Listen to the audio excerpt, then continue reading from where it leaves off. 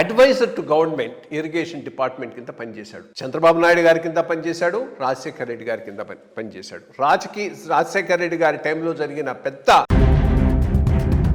Bonanza అనొచ్చు, జలయజ్ఞం, దాంట్లో ప్రధానమైనటువంటి పాత్ర పోషించినటువంటి ఇంజనీర్ ఎవరైనా ఉన్నారంటే అది సీతాపతిరావు గారు. JNTU ప్రస్థానాన్ని గురించి ప్రధానంగా ఇక్కడ ప్రస్తావిస్తూ ఉన్నాం. నమస్కారం అండి సీతాపతిరావు గారు. స్టేట్ గవర్నమెంట్ లో మీరు ఇంజనీరింగ్ డిపార్ట్మెంట్ లో పనిచేస్తూ మాకు కాలేజీలో ఉండగానే ఉద్యోగం. ఆ రోజుల్లో ఇంజనీరింగ్ చాలా డిమాండ్. ఇంజనీరింగ్ డిపార్ట్మెంట్ లో 3 కేటగిరీస్ ఉన్నాయండి. ఒకటి ఇన్వెస్టిగేషన్ ఇస్తారు, ఇన్వెస్టిగేషన్. 2 ఎగ్జిక్యూషన్. ఎగ్జిక్యూషన్ అంటే అది పర్వాలేదు వాడు కొంచెం. 3వది రెగ్యులర్,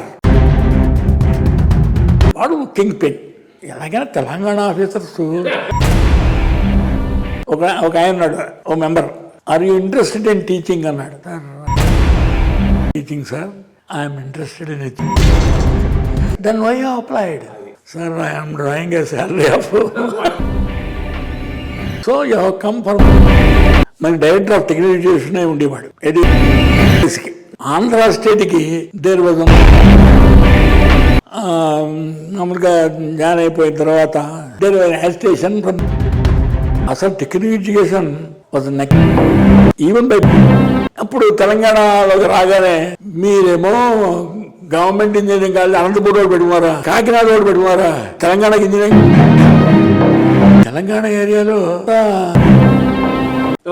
ఓల్డ్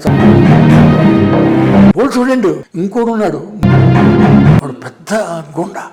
నన్ను పోస్టింగ్ రాగానే PWW వాళ్ళు అది గవర్నమెంటే ఇది గవర్నమెంటే లక్కల మనిషిలో ఇప్పుడు లేకానండి. ఆ రోజుల్లో